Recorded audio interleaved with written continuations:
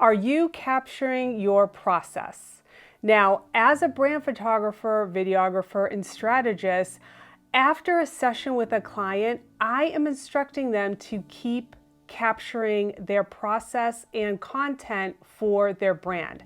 Now, I cannot be with every client every day, and most of the businesses I work with do not have a full-time photographer, videographer documenting everything that they do.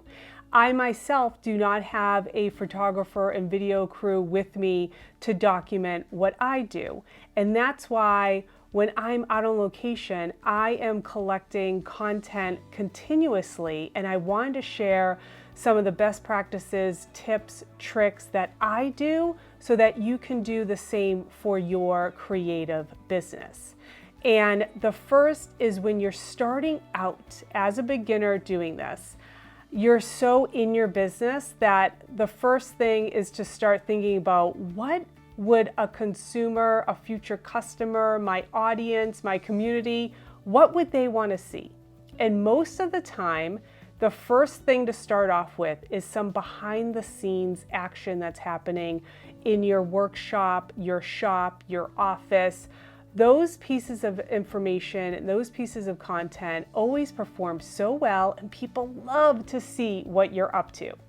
Now, recently I did a piece of content. It was a time lapse, and it was me working at my desk. Not the most exciting piece of my business, but the editing phase of my business is a key piece to my process. And I'm always thinking of, as a creative, what my process is and what message I can send to my audience via social media or maybe in a video such as this.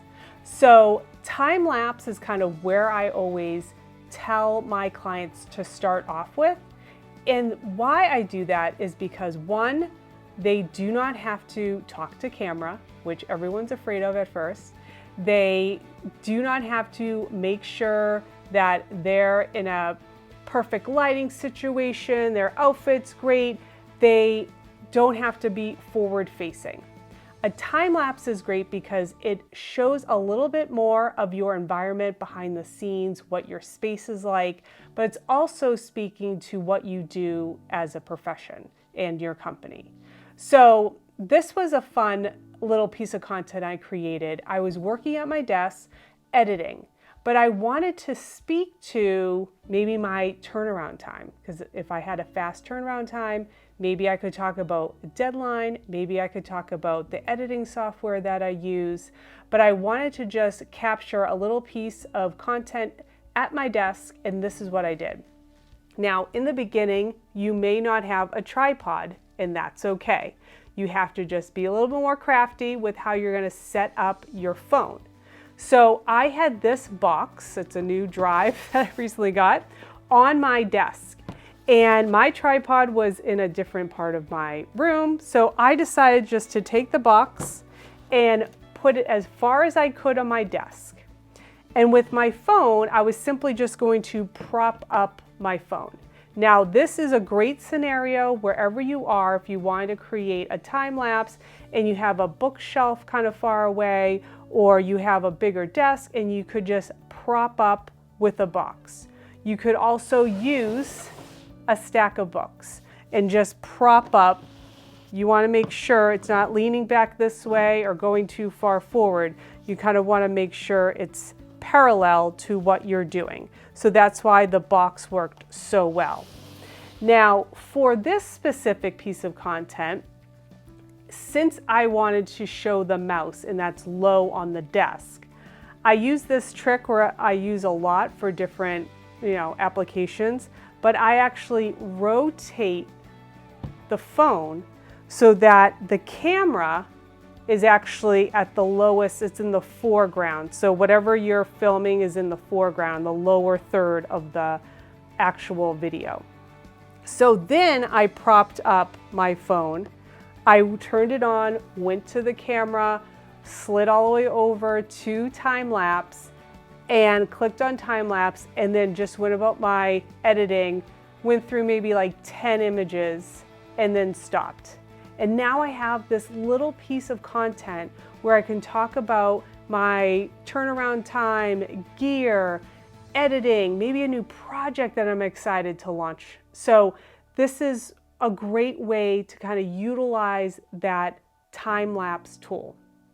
Now, I want to give you this example. There is this bigger company that I follow on social media. They have their own TV show, so they always have production time where there's multiple cameras at their business and it's a full production. The co-owner of the business also loves photos and videography, and he will capture great professional stuff while they're not in production mode. And they also have online courses, and he will be behind the lens capturing all that great stuff. And then today I went on social media and there is a time lapse. It was a simple phone time lapse of them loading up shelves of all this new product, and they were talking about process. Now, why a big company, they're at the top of their game, they're showing exactly what I'm teaching you today, to just have a simple time lapse to, one, draw people in. People want to see what's happening on the inside and give them some valuable information about the business, about the process. They feel that they're on the ride with you. They will be so curious and informed on what's happening. And so when you do a launch or you have something special to say or an announcement, they're there and they are cheering you on. Okay, so for a time lapse, remember, you don't have to speak. You don't have to be forward facing. You can set it up in your workshop. You could be laying out your tools for a project. You could be getting your desk set up for a project. You could really be just setting up your studio like I have for my lighting and talk about maybe your project that you're working on, something exciting coming up, something about your process within your business that you want to get across to your audience. Okay, so that is the beginner. Start with a time lapse. Start thinking about the messaging that you want to provide at the end, and then you're ready to go to your intermediate steps. All right, intermediate content creation. Now, this is when you're investing into a tripod.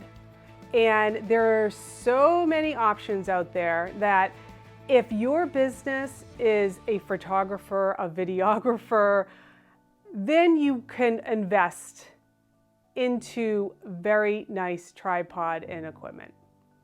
But if your business is not in photography, not a videographer, then there are tripods that are less expensive that will fit the bill. Now, with that said, that does not mean to purchase the cheapest tripod on the market. That will not last over time. So I will recommend items down below.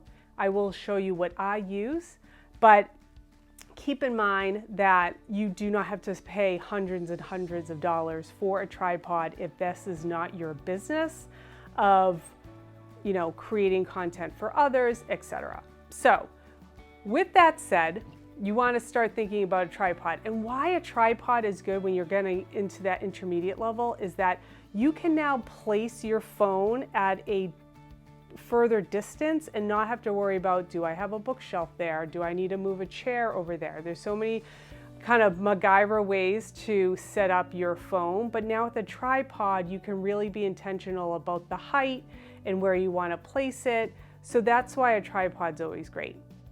If you're finding this video helpful, I've created a guide for you. So based on the level of where you are in creating your content, and maybe it's a goal for next year, I've created this guide so it'll break down kind of some gear, some ideas of types of content to create, and what type of format to create it in, whether it's a time lapse, it's a video, it's a combination of the two. You can download that for free below. And let's get back to it. I talk about this a lot on social media, but this is what I carry to every photo shoot. Now, this is a Joby phone clip, and it will attach and detach to any type of tripod that you might have. So this was a separate item that I had purchased, and it came with it was like a creator's kit. But this is by Manfrotto. So Manfrotto is a higher end tripod gear manufacturer. So you can find things, and I'll link to this as well. But this is what I bring to every shoot. And I will place this on the floor. I will place this on a coffee table, on a set of a counter, wherever I might be able to find height, or I just simply put this on the floor. And why I like this is once I open up the legs, I know that it is level and straight. I know there are some out there that you kind of really need to maneuver, and those are great in different applications. If you're in places that don't have, level surfaces, like if you're outdoors or hiking, but this is great because I know it'll be level once I open it up. This phone clip, you can have it horizontal or vertical. So here's vertical, horizontal, so depending on the style video that you are making.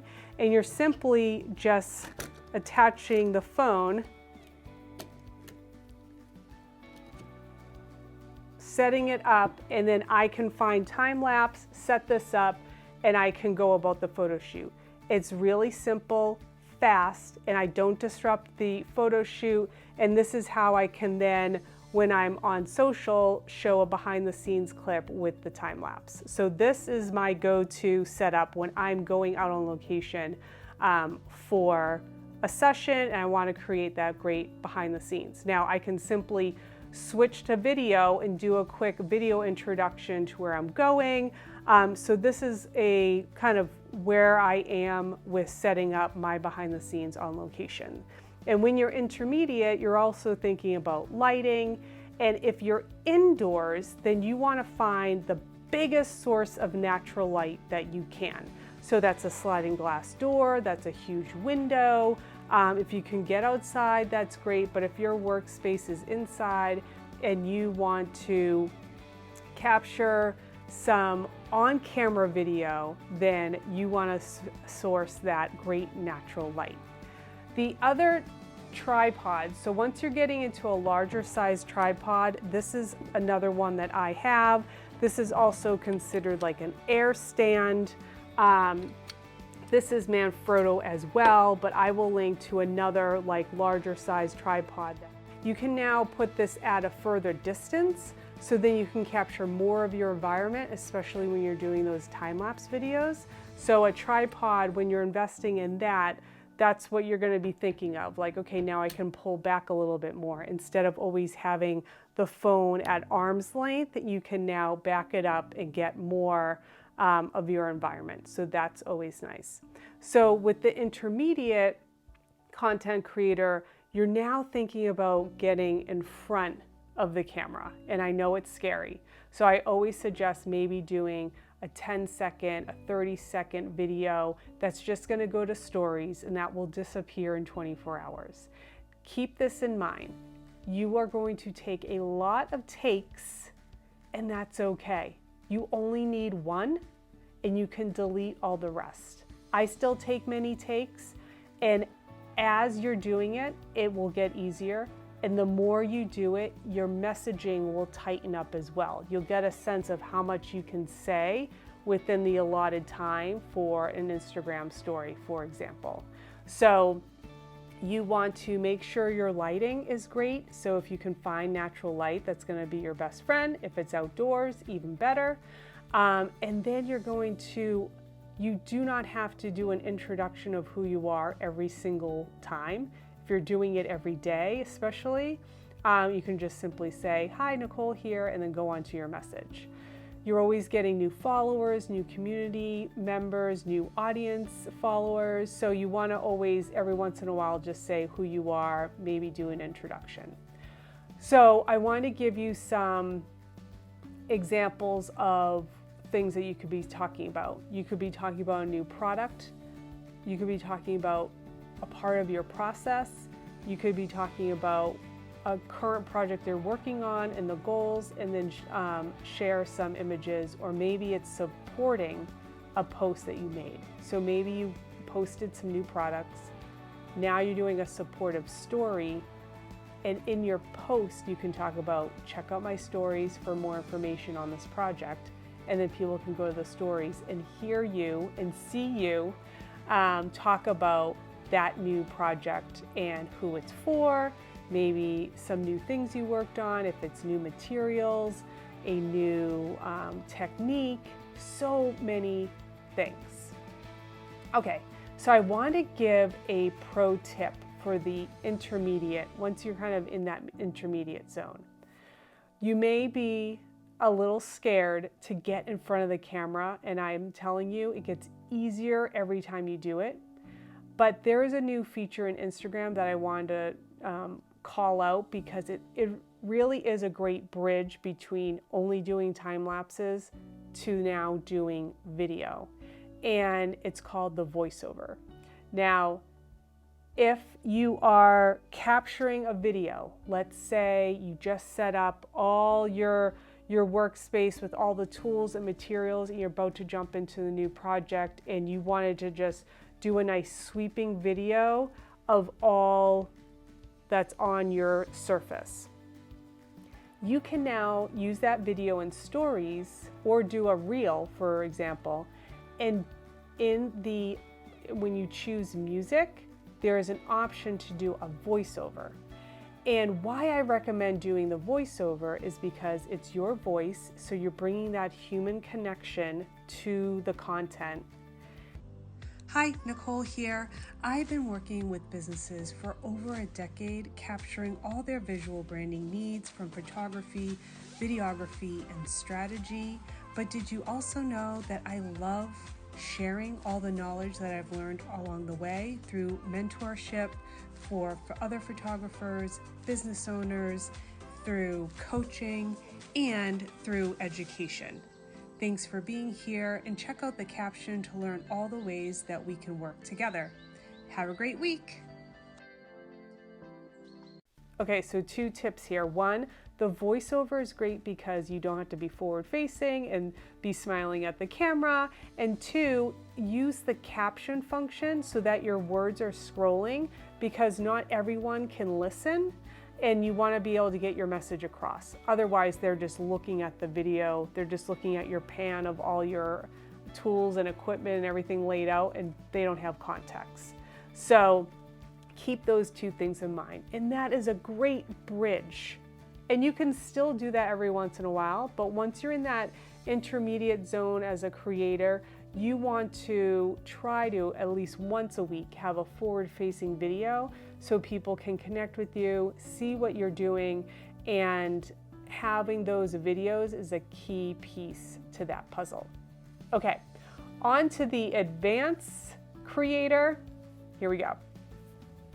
We made it to the advanced creator. Now, this individual, they are probably still using their phone for capturing the content, but now production level is getting increased a little bit. They know what they want to create.